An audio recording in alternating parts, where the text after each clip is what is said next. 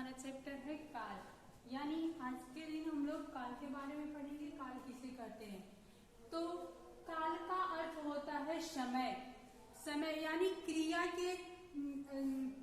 के जिस रूप से कार्य के होने के समय का बोध होता है उसे काल कहते हैं। काल के 3 भेद होते हैं। पहला वर्तमान काल, दूसरा भूतकाल और तीसरा होता है भविष्यकाल।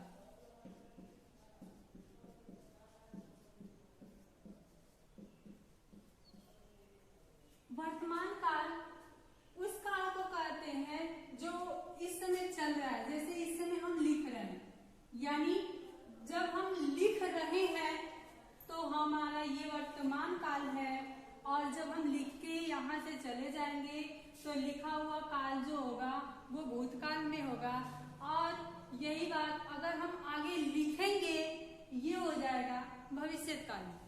अब देखते हैं वर्तमान काल के 3 भेद होते हैं। वर्तमान काल के 3 भेद होते हैं।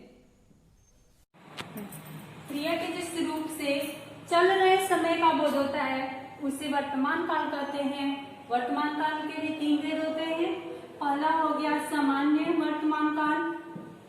सामान्य शब्द से ही समझ में आ रहा है, स्पष्ट हो रहा है कि साधारण यानी सामान्य वर्तमान काल।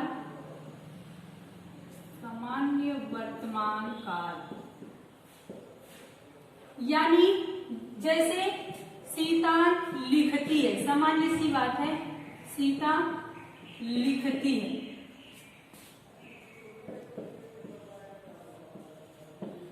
दूसरा है अपूर्ण वर्तमान काल। अपूर्ण वर्तमान काल।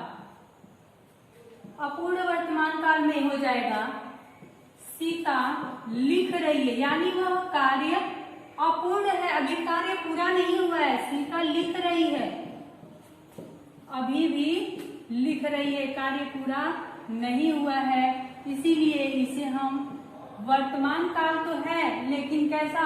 अपूर्ण वर्तमान काल, यानी अभी कार्य पूरा नहीं हुआ है। और तीसरा संदिग्ध वर्तमान काल। संदिग्ध वर्तमान काल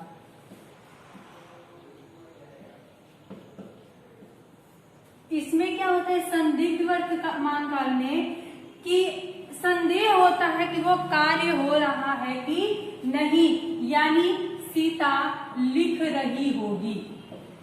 सीता लिख रही होगी, यानी अभी इस कार्य में संदेह हो रहा है कि लिख रही होगी, यानी वर्तमान काल में ये कार्य हो रहा होगा, यानी हो रहा होगा या हो रही होगी, इसलिए यह संदिग्ध वर्तमान काल में होगा।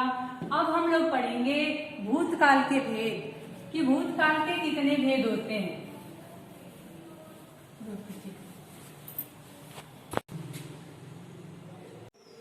अब देखा जाए भूतकाल, तो भूतकाल का अर्थ होता है बीता हुआ समय, यानी क्रिया के जिस रूप से बीते हुए समय का बोध होता है उसे भूतकाल कहते हैं। जैसे वह खाना खाया, वह खाना खाया था, यानी इसमें बताया जा रहा है कि वो बीते हुए समय में खाना खाया था, न कि इस समय खा रहा है। इस समय खा रहा होगा तब तो वर्तमान काल में हो जाएगा, यानी वो खाना खाया था कब? भूतकाल में, बीते हुए समय में। तो अब देखते हैं भूतकाल के भेद। तो भूतकाल के 6 भेद होते हैं। पहला सामान्य भूतकाल, दूसरा पूर्ण भूतकाल,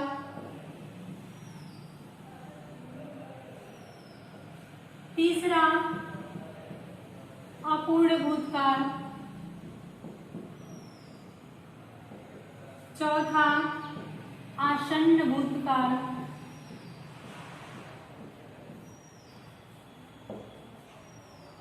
पांचवा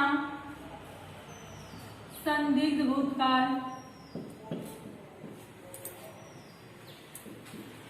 और छठा है हेतु मद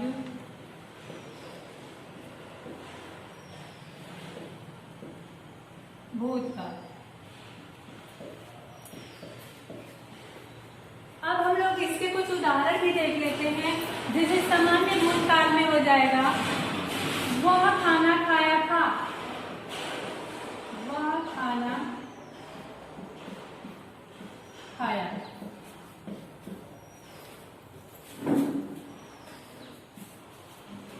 वह खाना खाया, कब खाया?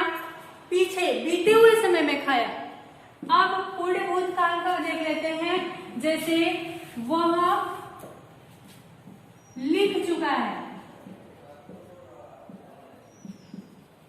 ये हो गया पूर्ण भूतकाल, यानी यहाँ पर लिखने का जो कार्य है वो पूरा हो चुका है, यानी पूर्ण भूतकाल।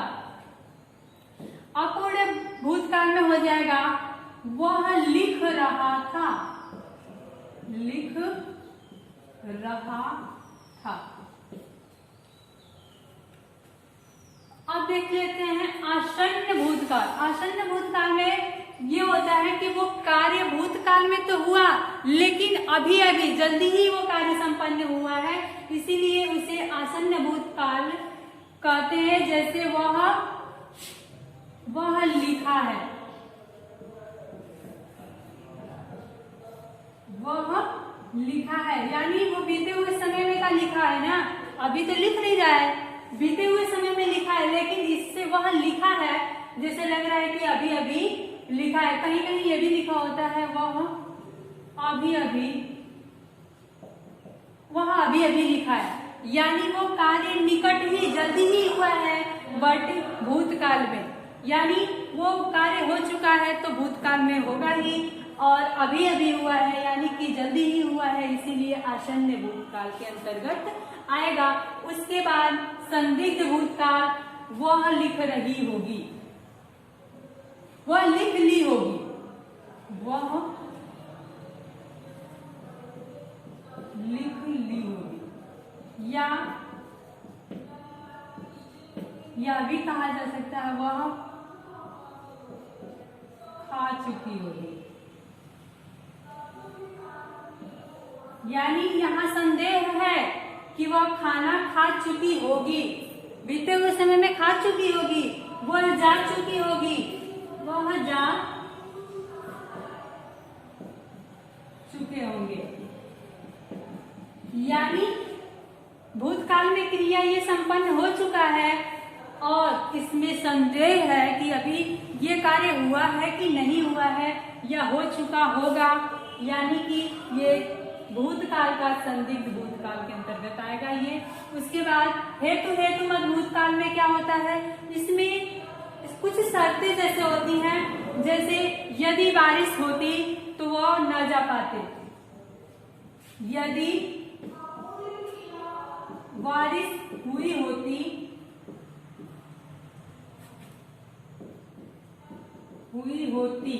यानी यदि बारिश हुई होती तो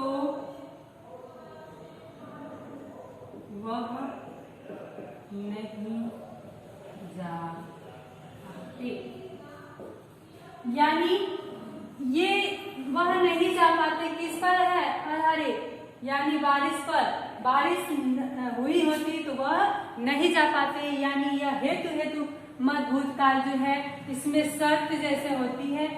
और ये हो गया हम लोग का भूतकाल। अब देखेंगे भविष्यकाल। भविष्यकाल देखते हैं। भविष्यकाल किसे कहते हैं, यानी क्रिया का वह रूप जिससे आने वाले समय का बोध होता है उसे भविष्यकाल कहते हैं। और भविष्यकाल के भी 3 भेद होते हैं। पहला हो गया सामान्य भविष्यकाल, सामान्य भविष्यकाल, दूसरा संभाव्य भविष्यकाल और दूसरा हो गया हेतु हेतु मद, हेतु हेतु मद भविष्य काल।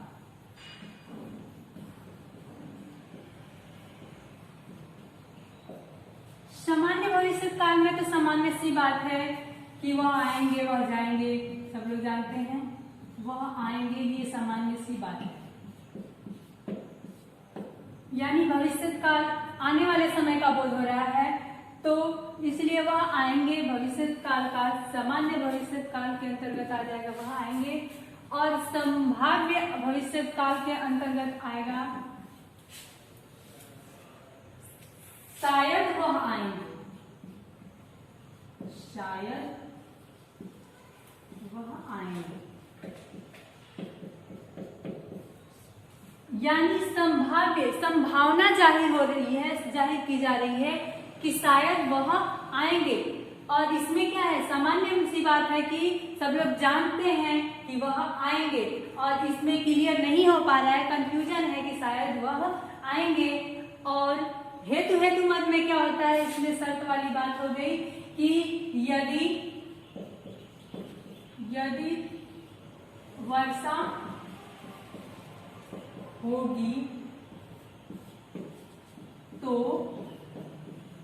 वह नहीं आएंगे। यानी यहाँ पर वह आएंगे, सामान्य सी बात है, भविष्यवाणी होता है ना, तो कहते हैं कि ये चीज होगी, यानी वह आएंगे, सामान्य सी बात है। शायद वह आएंगे, ये हो जाएगा संभाव्य भविष्य काल में। और हेतु हेतु मद भविष्य काल में क्या होता है कि यदि वर्षा होगी, ये शर्त है कि यदि वर्षा होगी तो वह नहीं आएंगे। यानी इस पर डिपेंड करता है, वर्षा होगी तो नहीं आएंगे, वर्षा नहीं होगी तो आएंगे। यानी ये हो जाएगा हेतु हेतु मद का उदाहरण। Thank you.